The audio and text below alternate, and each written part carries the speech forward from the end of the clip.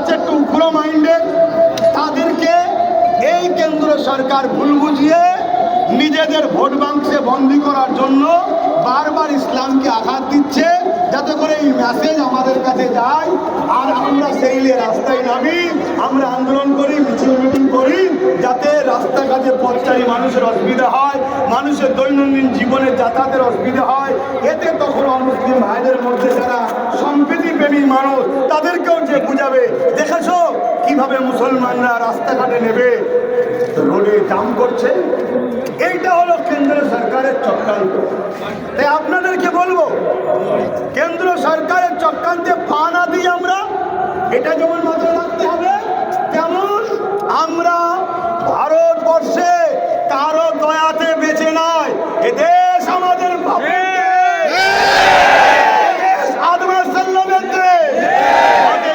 হিন্দু, খ্রিস্টান, দলিত, আদিবাসী, সাঁওতাল, বাগদি, টুলে, মুচি, যে হোক, যে ধর্ম মানে না এই দেশে জন্ম হয়েছে, তাদেরও দেশ ভারতবর্ষ। কেউ যদি মনে করে রাজতন্ত্র চালাবো, তাদেরকে আমরা জানিয়ে দিই, সাদা চামড়ার ব্রিটিশদের ঘরে আমরা তাড়িয়েছি, তোদের কালো চামড়াকে তাড়াতে হবে। অতএব এই দেশে সর্বধর্মের মানুষের মেহনতের অবদান আছে, সর্বধর্মের মানুষেরা এদেশের জন্য লড়াই করেছে, রক্ত দিয়েছে, জীবন দিয়েছে।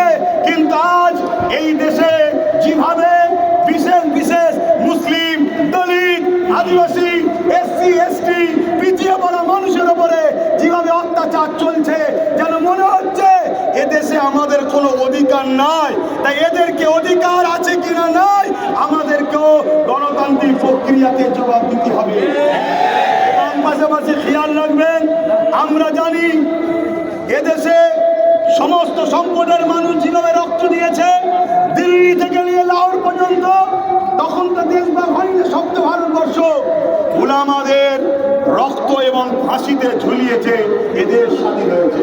ইন্ডিয়া গেটে সব থেকে বেশি মুসলিম সম্প্রদায়ের নাম আছে, কিন্তু আমরা ওটা নিয়ে দেশের মধ্যে বিভাজন তৈরি করাকে পছন্দ করি না।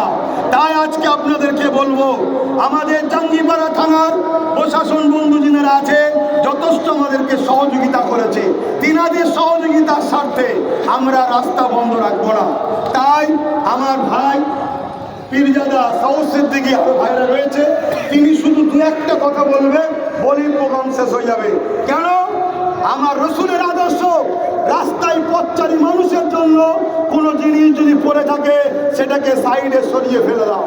আমি আবার একবার বলছি, কোন মানবপ্রেমী পশু আমার নবীর বিরুদ্ধে লাগবে, এতে আমার নবীর কিছু যায় আসে না। চাঁদ উঠলে চামচিকের ডানা মেরে চাঁদের আলোকে রুখতে যায়, মনে রাখবেন চামচিকের ডানাতে চাঁদের আলো রোকে না।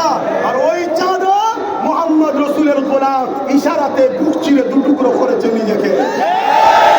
সূর্য আমার মোহাম্মদ রসুলের গোলাম, পৃথিবীর কোন মায়ের লাল আছো, সূর্যকে তুলে দেখাও, মোহাম্মদ রসুল তুলে দেখিয়েছে। সেই মোহাম্মদ রসুলের বিষয় লেগে নিজের দেশের নিজের নসলের ক্ষতি করবে না। ফেরাউনকে দেখে শিক্ষা নাও, নমরুদকে দেখে শিক্ষা নাও, আবু জেহেলকে দেখে শিক্ষা নাও, সাদ্দাতকে দেখে শিক্ষা নাও। সুধরে যাও, সুধরে যাও। সবাইকে আঘাত দিচ্ছ আলাদা বিষয়। মুহাম্মদ সাল্লাল্লাহু আলাইহি সাল্লাম প্রত্যেকটা মুসলমান ইমানদারের জানের থেকেও বেশি কাছের দামি জিনিস আল্লাহ। অতএব দেশ আমাদেরকে রাইট দিয়েছে, যদি কেউ আমার জানের উপরে আঘাত দেয়, দেশ বলছে তুমি তাকে উপরে জান বাঁচাবার জন্য লড়াই করো। অতএব কেন্দ্র সরকারকে জানিয়ে নি, তুমি আমার জানের উপরে আঘাত দিলে, দেশ যদি আমাকে লড়াই করার রাইট দিয়ে থাকে, জানের থেকে পিয়ারা হুজুর পাক সাল্লাল্লাহু আলাইহি ওয়াসাল্লামের সঙ্গে বিয়াদবি গুস্তাখি বা তার বিরুদ্ধে ষড়যন্ত্র করলে তাহলে কি হতে পারে, এটা তুমি কিন্তু জেনে নাও, মনে রেখে দিও। তুমি চাইছো এদেশে হিন্দু মুসলমান অন্য ধর্মের সঙ্গে লাগাবে, না না, এটা ভারতবর্ষ।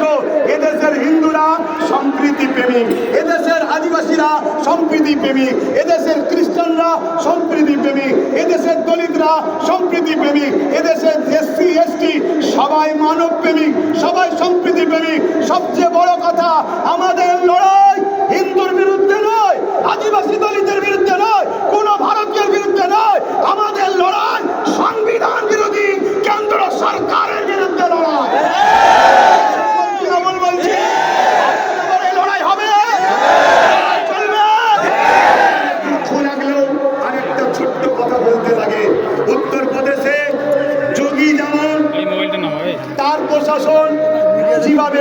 লড়াই করেছে সবটাই আমরা শুনলাম। আমার দুঃখের সাথে বলতে হয়, আমার রাজ্যের দক্ষিণ 24 পরগনা ক্যানিংয়ে এক সন্ত্রাস গুন্ডা জালিম রয়েছে, আপনারা সবাই জানেন। দিবসের মাহফিলে আসার দরুন প্রায় 150 মানুষের বাড়ির কারেন্টের তার কেটে দিয়েছে, ঘরে তালা মেরে দিয়েছে, তাদের উপরে জুলুম করেছে। তাই রাজ্য সরকারকে বলবো, তোমার এই পাগলা কুকুর সামলাও, পাগলা কুকুর সামলাও। বাধ্য হব, যেমন দেশের বিরুদ্ধে লাগলে তখন হাত তুলতে বাধ্য হব, সংবিধানের বিরুদ্ধে লাগলে হাত তুলতে বাধ্য হবেন না? বলবেন নাকি আইন রাইট দেয়নি? আরে দেশের ওপরে কোনো কথা নয়, যখন দেশের ব্যাপার আসবে তখন হাত তুলতেই হবে, দেশ বাঁচাতে হবে। ঠিক তেমনই যিনি দেশকে প্রেম করা শিখিয়েছে, সংবিধানকে মান্যতা, দেশের আইন ব্যবস্থাকে শ্রদ্ধা করা যিনি শিখিয়েছে, তাম পৃথিবীর তাম কায়নাতের সুলতান হযরত প্রফেট মুহাম্মদ সাল্লাল্লাহু আলাইহি সাল্লাম, তিনি বলেছেন দেশকে ভালোবাসো, তিনার কথাই দেশকে ভালোবাসছি। অতএব সেই রসুলের উপরে আঘাত দিলে রাজ্য সরকারকে বলবো, পাগলা কুকুর সামলাও। কথা নয় আমার ভাই, একটু ছোট্ট করে বলে দোয়া করবেন। আর একটা ভাই, এখানেই শেষ, আর কোনো কথা নাই। আপনারা যে যেখান থেকে এসেছেন সুস্থভাবে যাবেন। প্রতি জুম্মায় আপনারা এসে থাকেন, এই জুম্মাতে এসেছেন আলহামদুলিল্লাহ। প্রতি জুম্মায় আপনাদের জন্য যেমন আমি ব্যবস্থা করি, এই জুম্মাতেও করেছি। প্রতি জুম্মাতেই এত মানুষ আসছে, হয়তো সবার মেহমানদারি ঠিকভাবে হয়নি, এই জুম্মাতেও হয়তো ঠিকভাবে হয়নি। এই বাড়ি আমার নয়, এই বাড়ি আপনাদের। আর আপনাদের ঘরে যেগুলো আছে ওগুলো আপনাদের না, ওগুলো আমাদের। এই ভাতৃত্ব শিখিয়েছে, এই প্রেম শিখিয়েছে মুজাদ্দেদ জামান দাদা হুজুর। শেষ করার আগে দাদা হুজুরের একটা কথা বলে যায়। এদের যখন ব্রিটিশ শাসন করছিল, দাদা হুজুর বলেছিলেন, ব্রিটিশ হুকুমত, কোরআন আমার সিনাতে, হাদিস আমার ডান হাতে, দেশের আইন আমার হাতে। যদি তোমার আইন আমার কোরআন হাদিসের বেখিলাফ হয়, তাহলে তোমার আইনকে আমরা মানি না। তাতে এক আবু বকর নয়, লক্ষ লক্ষ আবু বকর দিয়ে হলো ইসলাম বিরোধী আইনকে মানবো না। সেই আবু বকরের আপনারও আওলাদ, আমিও আওলাদ, আমরাও আওলাদ। আওলাদরা আজকে সাক্ষী দিচ্ছি জমানার মুজাদ্দেদের দরবারে।